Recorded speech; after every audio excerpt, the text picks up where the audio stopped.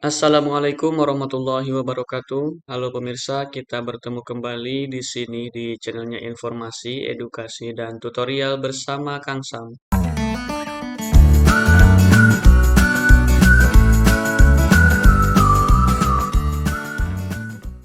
Pada kesempatan kali ini, kembali di sini saya akan berbagi video mengenai informasi literasi digital yang ada di web atau situs pusmenjar.kemdikbud.go.id. Kita langsung saja masuk ke situs Pusmenjar ya. Ini bisa Pusmenjar, bisa Pusmendik, itu sama saja. Nah, kita berada di laman pusmenjar.kemdikbud.go.id. Kita ke produk, ke sini kemudian ke platform atau aplikasi. Kemudian di sini ada membaca digital. Tampilannya seperti ini. Pusat Asesmen dan Pendidikan, Badan Standar Kurikulum Asesmen Pendidikan, Kemdikbudristek telah mengembangkan aplikasi membaca digital yang diperkaya dengan wacana lokal dan wacana adaptasi internasional dari studi PIRLS ya. Berkenaan sahabat sekalian mengklik tombol di bawah ini berikut. Ini semua kontennya gratis dan terdapat fasilitas unduh aplikasi luring atau offline. Aplikasi luring tersebut boleh dibagikan kepada khalayak publik. Jadi silahkan gunakan laman ini untuk belajar dari rumah. Fungsinya literasi atau membaca digital ini tentunya untuk meningkatkan pemahaman atau meningkatkan literasi karena seperti yang kita ketahui, minat literasi di Indonesia ini berdasarkan data PISA itu sangat rendah sekali. Oke, kita klik saja di sini membaca digital.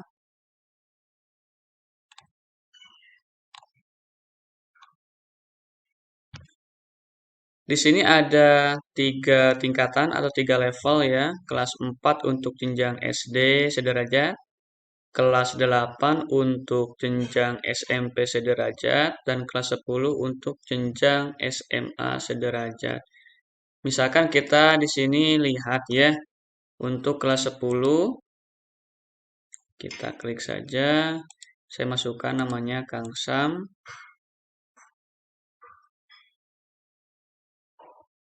Oke, silakan memilih teks yang akan kamu kerjakan. Jadi di sini siswa akan mengerjakan 2 buah teks. Yang pertama teks informasi, yang kedua teks sastra. Sesuai dengan yang ada di AKM ya.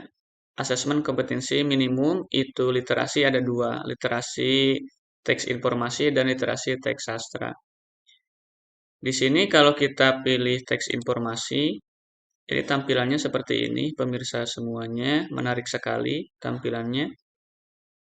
Teks informasi ini ada tentang hoax, non-tunai, globalisasi, transportasi, robotik, sampah, bencana, internet, penyakit menular, El Niaga. Jadi di sini ada 10 wacana. Kemudian kita kembali, ini ada teks sastra di sini juga ada 10 wacana ya. Tentang pancaroba, mata yang enak dipandang, misteri jembatan suara. Ini apa dibacanya ya? Schizophrenia.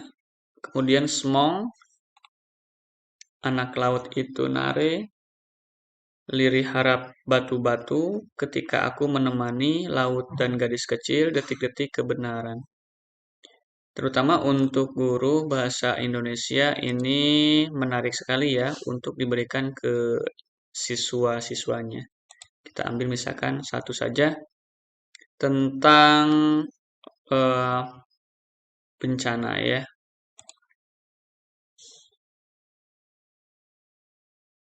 Jadi seperti ini tampilannya Bapak Ibu pemirsa semuanya. Ini dalam tampilan online dan kita juga bisa menggunakan aplikasi membaca digital ini dalam tampilan offline ya.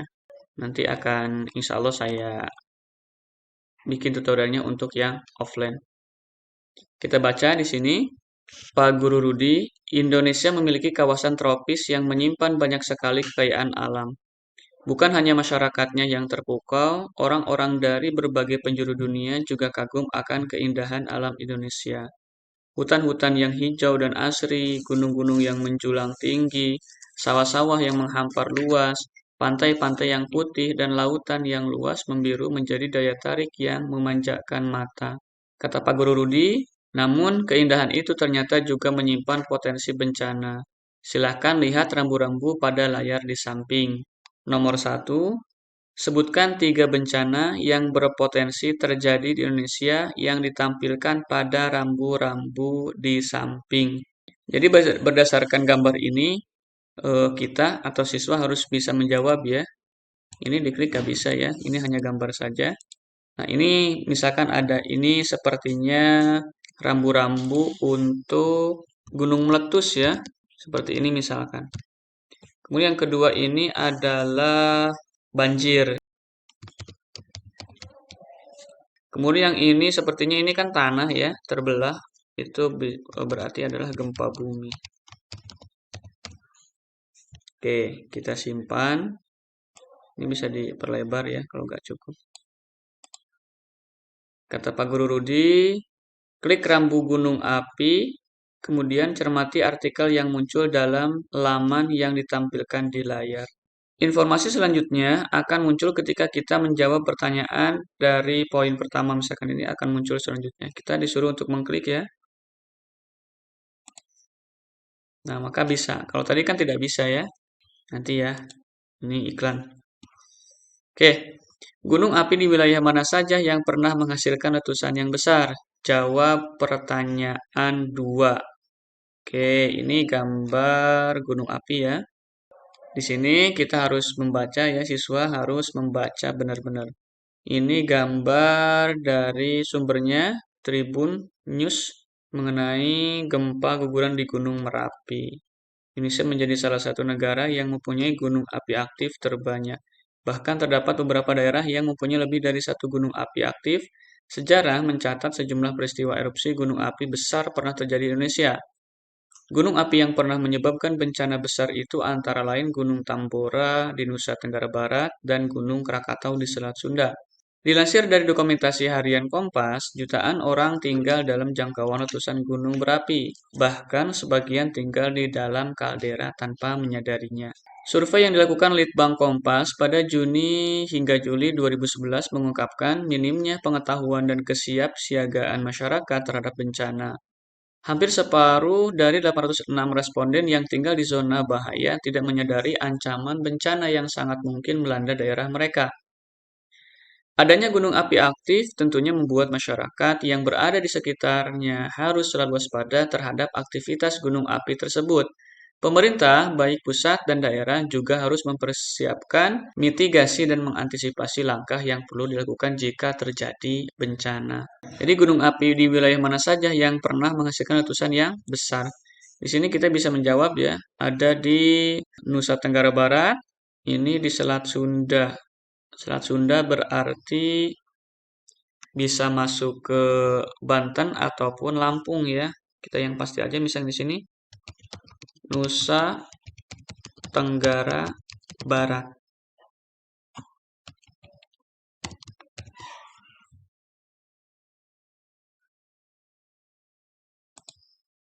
Oke, pertanyaan 3.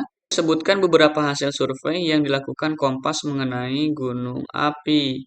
Beberapa hasil survei. Jadi kalau kita tadi sudah membaca, ini hasil survei harian Kompas.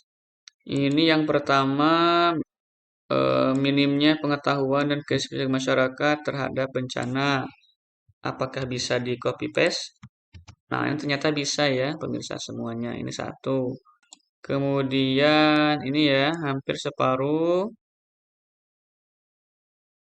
Ini juga, jadi kita bisa copy paste pemirsa. Nah, enak sekali ini.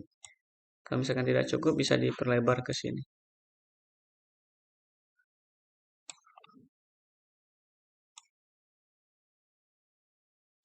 Oke, seperti ini. Kita simpan. Ini ada pertanyaan 4. Berikut ini adalah kata yang bersinonim dengan mitigasi Manakah di antara kata berikut yang tepat? Nah, jadi ini sinonim ya. Sinonim itu kan persamaan kata dengan mitigasi. Jadi kalau mitigasi bencana itu kan sama dengan mengurangi ya. Jadi pengurangan, pencegahan, penjagaan. Ini pengurangan. Ini simpan. Pertanyaan yang kelima, menurut kamu siapa saja yang sebaiknya berperan dalam usaha pencegahan bencana? Ya, tentunya yang berperan adalah semua semua orang ya. Kata Pak Rudi, klik tab gunung api pada laman di samping, kemudian cermati infografik yang muncul dalam laman tersebut. Gunung api, berarti kita bisa mengklik. Oh ya, jadi ini bisa. Setelah ke pertanyaan 6, kita bisa mengklik di sini. Berdasarkan infografik tersebut, apa status paling kritis dalam bencana gunung berapi? Sebutkan ciri-cirinya. Kita harus meliterasi lagi di sini. Jadi di sini yang paling kritis dalam bencana gunung berapi itu adalah awas ya. Jadi kita jawab aja di sini statusnya awas. Jadi kita bisa enter. Sebutkan ciri-cirinya. Ini ciri-cirinya yang pertama, gunung berapi segera atau sedang meletus. Gunung berapi segera atau sedang meletus. Kemudian yang kedua di sini ciri-cirinya berdasarkan infografis dimulai dengan abu dan uap. Dimulai dengan abu dan uap. Kemudian berpeluang terjadi letusan dalam waktu kurang lebih 24 jam. Oke, ini kita simpan. Nomor 7, di mana saja letak gunung yang pada Desember 2018 berstatus siaga? Sekali lagi kita harus meliterasi ya bahwa ini data yang disajikan itu tahun 2018. Yang siaga di mana saja letaknya? Lampung, kemudian Sulawesi Utara,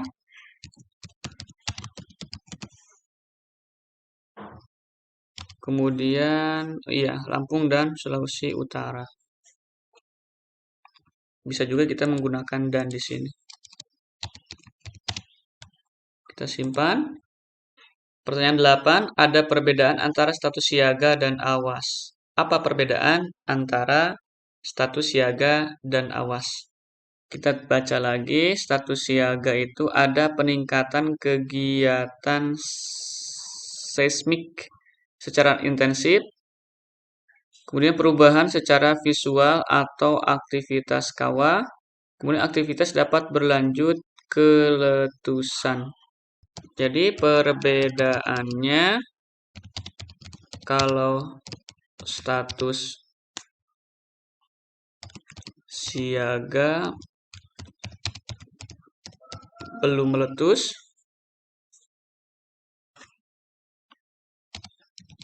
tetapi kalau status awas itu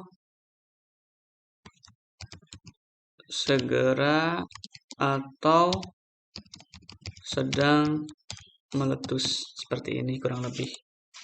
Pada saat gunung berstatus apa, penduduk di sekitar gunung berapi harus segera mengungsi. Kamu dapat memilih lebih dari satu pilihan jawaban.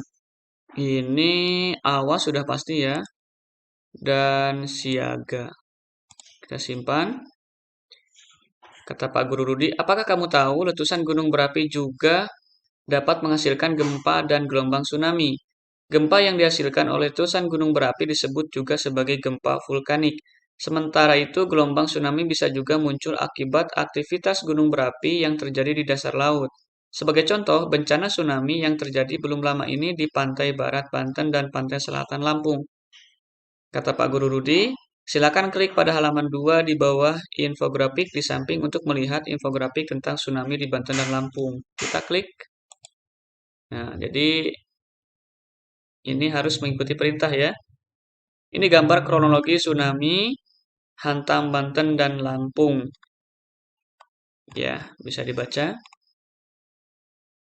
Lalu kita ke pertanyaannya. Berdasarkan infografik tersebut, apa penyebab terjadinya tsunami di wilayah Banten dan Lampung? Kita lihat ya. Jadi jelas di sini ya, jawabannya adalah disebabkan oleh erupsi Gunung Anak Krakatau. Kita simpan. Menurutmu, mengapa wilayah Kecamatan Cinangka, Kabupaten Serang memiliki ketinggian tsunami lebih tinggi 0,9 meter dibandingkan dengan wilayah lainnya? Cinangka. Ya jelas ini kenapa paling tinggi karena jarak dari Krakatau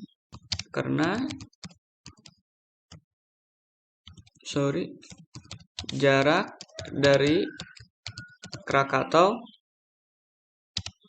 paling dekat ya. Oke, seperti itu jawabannya. Ini kata Pak Guru Rudi, silakan klik tab gempa vulkanik. Ya, di sini ada gempa vulkanik. Kemudian ada pertanyaan. Selain gempa bumi, sebutkan 3 penyebab lain dari bencana tsunami. Di sini kita harus meliterasi lagi. Secara definisi, gempa bumi bukanlah penyebab tunggal tsunami. United States Geological Survey menjabarkan tsunami sebagai gelombang laut yang dipicu oleh gempa bumi besar yang terjadi di dekat atau di bawah laut. Penyebabnya bisa dari letusan gunung berapi, tanah longsor bawah laut, atau tanah longsor di daratan yang sejumlah besar materialnya jatuh ke dalam air. Jadi ini jawabannya ya. Ini bisa.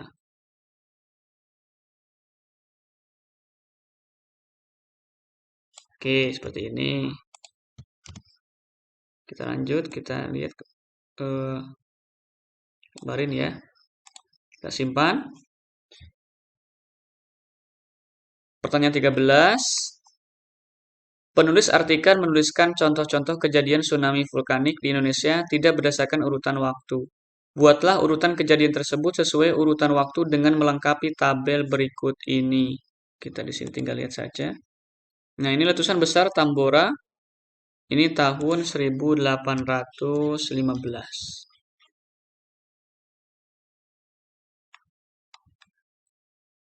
Kemudian tahun 1883 kita cari Gunung Krakatau. Gunung Krakatau. Kemudian tahun berapa lagi sini ya? 1815 sampai 83, antara 15 dan 83. Kita baca lagi, literasi lagi. Ini 71 ya. 1871 antara 15 dan 83 namanya Gunung Ruang. Kemudian di atas 83 ini 1928 namanya Gunung Palueh. Jadi kita harus rajin membaca ini. Kemudian 1979 Gunung Iliwerung. Oke, kita simpan. Pertanyaan ke-14, ketika aliran piroklastik mengalir ke laut, material apa saja yang terdapat pada aliran tersebut? Nah, tadi di sini sudah baca ya. Aliran piroklastik adalah salah satu hasil letusan gunung berapi yang bergerak dengan cepat dan terdiri dari gas panas, abu vulkanik, dan bebatuan. Kita bisa copy ya. Seperti ini.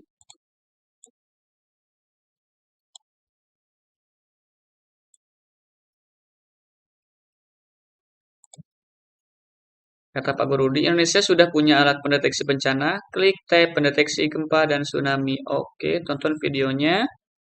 Kita klik ke sini.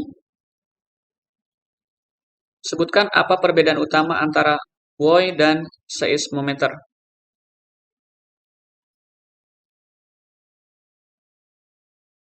Kita baca ya, di sini ada kalau seismometer pada prinsipnya digunakan untuk mengukur atau memonitor getaran bumi.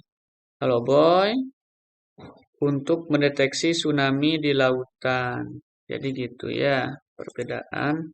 Tinggal copy saja di sini.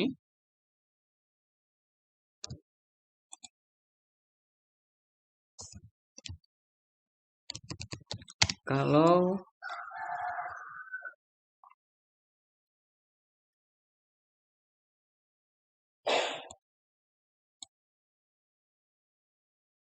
buoy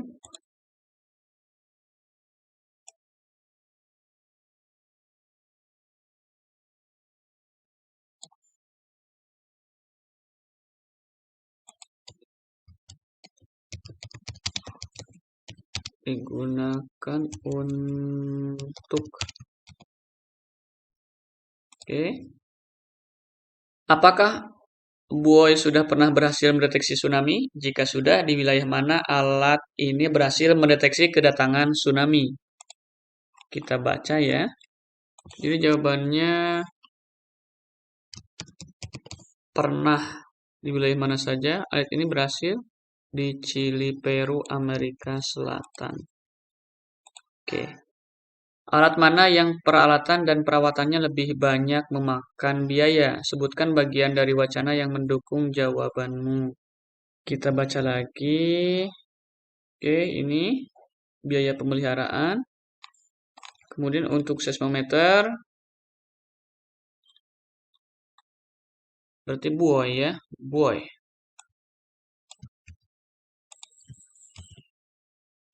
Ini wacananya. Oke. Kita simpan. Untuk mengurangi risiko korban pada bencana gunung meletus, masyarakat perlu mendapatkan pengetahuan yang cukup tentang cara penyelamatan diri jika terjadi bencana gunung meletus. Untuk mengetahui informasinya, klik pada tautan berikut ini. Tips penyelamatan diri ketika bencana datang. Kita akan coba tonton ini ya. Ini cuma 30 detik.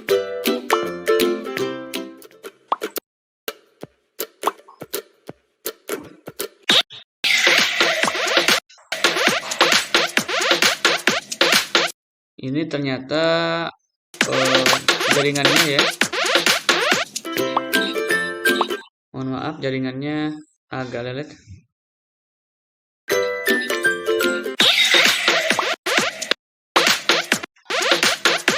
Jadi isi videonya menerangkan tentang kedua alat ini. Kita klik saja yang ini. Tips menyelamatkan diri saat gunung meletus. Pertanyaan 8. Jika kamu berada tidak terlalu jauh dari lokasi bencana gunung meletus, hal apa yang pertama sebaiknya kamu lakukan? Waspada dengan keadaan sekitar. Nah, misalkan gini ya. Bagaimana cara mewaspadai abu vulkanik yang muncul ketika bencana gunung meletus? Tentang waspada abu vulkanik. Ini bisa copy ya. Jika berada di dalam rumah, tutup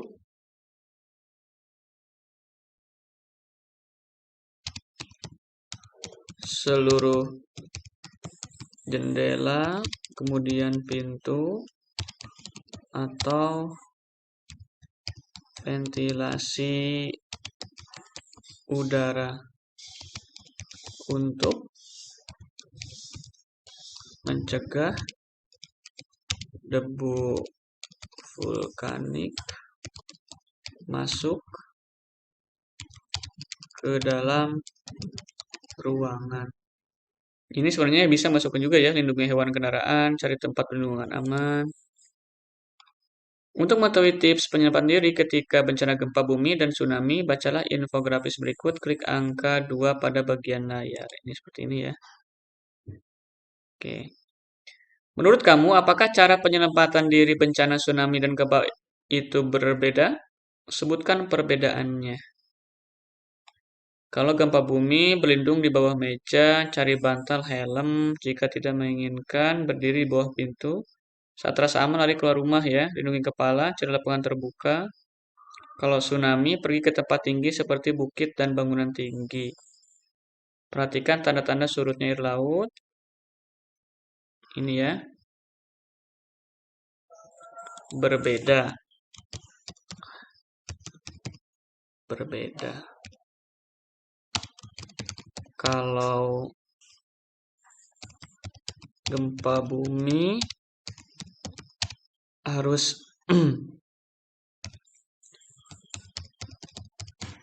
melindungi dari bahaya yang menimpa. Kalau tsunami harus melindungi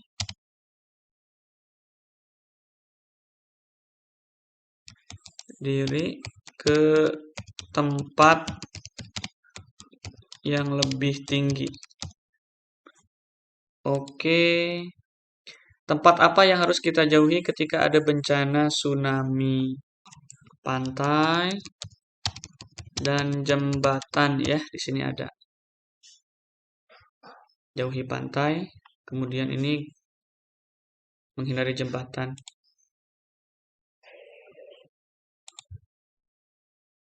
Selamat, kamu telah menyelesaikan penelitianmu tentang bencana. Sekarang kamu bisa memeriksa ulang jawaban-jawabanmu dengan menggulirkan layar ke atas. Kalau kamu mengubah jawabanmu, jangan lupa mengklik simpan. Oke, jadi kita bisa mengubah ya dari awal, ini dari pertanyaan 1 sampai pertanyaan berapa ini 21. Kalau kamu sudah puas dengan jawabanmu, klik tombol keluar di bawah ini. Oke, kita klik keluar. Jadi setelah kita klik keluar, maka hai Kang Sam, terima kasih telah mengikuti aksi bahasa untuk sekolah dengan wacana bencana. Ini jawaban kamu, kemudian kunci jawaban. Jadi kita tinggal mencocokkan ya. Ini jawaban saya tadi ya, gunung meletus, banjir, gempa bumi. 3 bencana yang berpotensi terjadi di Indonesia, gunung berapi. 3 bencana yang berpotensi terjadi di Indonesia, sesuai rambu, gunung berapi. Ya, gunung berapi ya. Ini gelombang tsunami. Oh, saya banjir, ini gempa bumi. Tambora dan Krakatau. Oh, ternyata ada 2 ya, pemirsa. Minimnya pengetahuan kesiapan bencana, iya. Separuh dari responden tidak menyadari ancaman bencana yang mungkin melanda mereka. Oke, benar. Pengurangan, iya. Semua orang, pemerintah, dan masyarakat. Oke. Kita bisa print ya. Nah, saya simpan aja di sini. Simpan PDF saja ya. Kita cari AKM.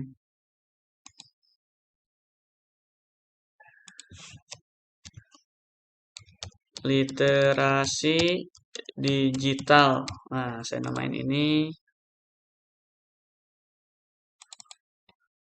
bencana. Oke. Sudah saya simpan dan kita klik selesai.